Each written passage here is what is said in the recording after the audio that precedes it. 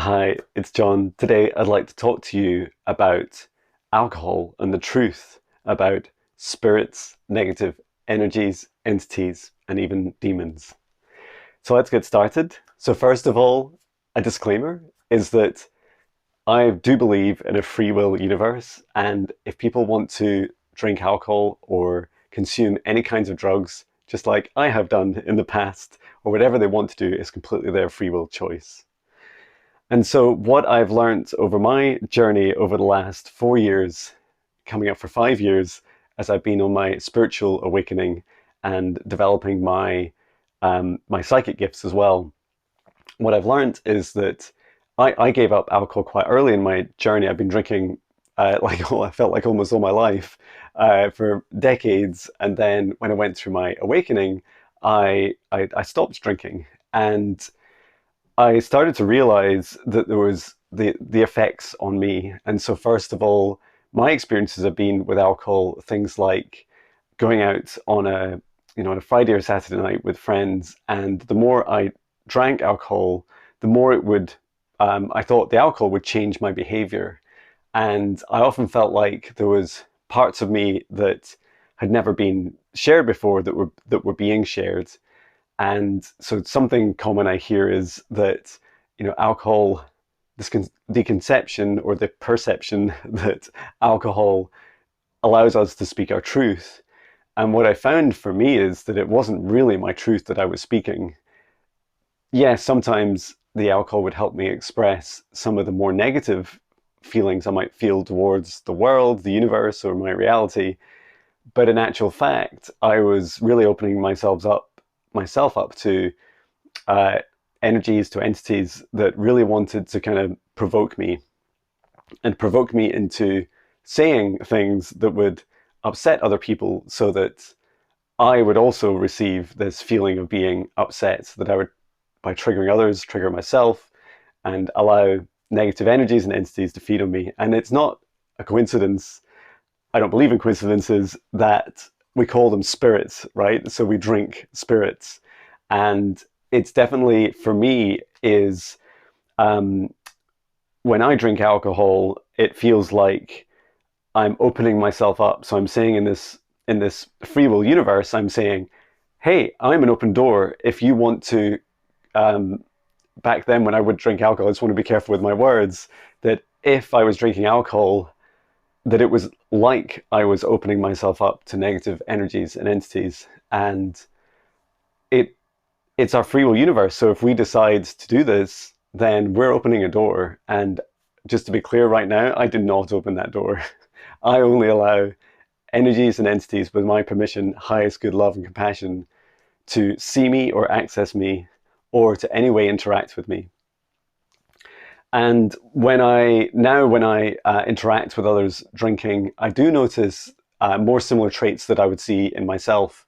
So I used to see things like my face would, like the more I drank, like with every drink, gradually my face would become like more and more kind of, I looked older, and I looked kind of like my facial muscles would like relax, and I'd look like more down. And the more I drank, although I was becoming increasingly verbal and excited and would often want to move around and dance more, actually the energy within me was, my vibration was lowering every time. And so whenever we do this, whenever we lower our vibrations, we also open up ourselves to attachments. Now, I'm not saying that drinking is the only way that you can have a negative energy or entity or like demonic attachment.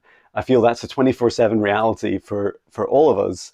And it's up to us to, first of all, choose whether we want those attachments. And so I choose not to have those attachments. And so every morning in my meditation, I set a protective golden bubble around me. And I set that intention that I said earlier, that only entities and energies with my permission, highest good love and compassion, can see me or access me. And that really helps me set up for the day. I do it just before nighttime as well. In fact, I meditate with my son to help him stop any nightmares, and make sure we're all safe for the night. And it's not out of fear. Like, I feel like it's abundance. I feel like I'm expressing my divine right, my free will, and I'm saying, hey, universe, these are the energies and entities I want in my life, and they are the ones that I give permission to, and the ones that have my best interest at heart. and that really helps. I also become increasingly aware that when I'm around others, like if I go to a pub where people are drinking, I start to see now much more with my third eye over the coming, over the previous years and the coming years, I'm sure. And I can see like what's attached to them, and it's not pretty. Like they're often, when I see an entity like they can often like be on someone, and I kind of see it in like my mind's eye, and like that entity is not happy to see me, and they'll like point at me and poke at me, and they'll try and whisper in the ear of the person, and they'll try and get the person to like interact with me in a negative way. And so whenever I see them, and often when I go into these places, I tend to like, yes, make sure I've got like my protection around me, and I tend to just like be a bit more stealthy. So I'm not going to go in there and start like shooting light beams at everyone and saying, "Hey, you must leave," and like start exorcisms for everyone. It's a free will choice for everyone. But I do feel that I can do it for like short periods, but sustained periods is more challenging. The other thing is that when you're like, we all go about our day every day, and we open ourselves up like through the energies that we walk through, that we connect with, and the areas that we go to, and even that we attract. Any of our open wounds are like feeding ground for negative energies or entities, and they will attach those open wounds. And so if you've got like some trauma in your life, or past lives, if you've got some trauma or some stress in your life that you're drinking alcohol to then suppress. And I always felt like alcohol for me was like this big comfy blanket I put on myself, and it would kind of numb the feelings. And although it numbed it, like it's a bit like being held in the embrace of like a demon, right? They're like, "Oh, I'll look after you," and your soul's thinking, "I'm not so sure they have my best interests at heart." It's like, it's fine, I'll like numb those feelings away. And for me, it would just like it would numb me, and I could like have lots of fun and kind of separate that part of me.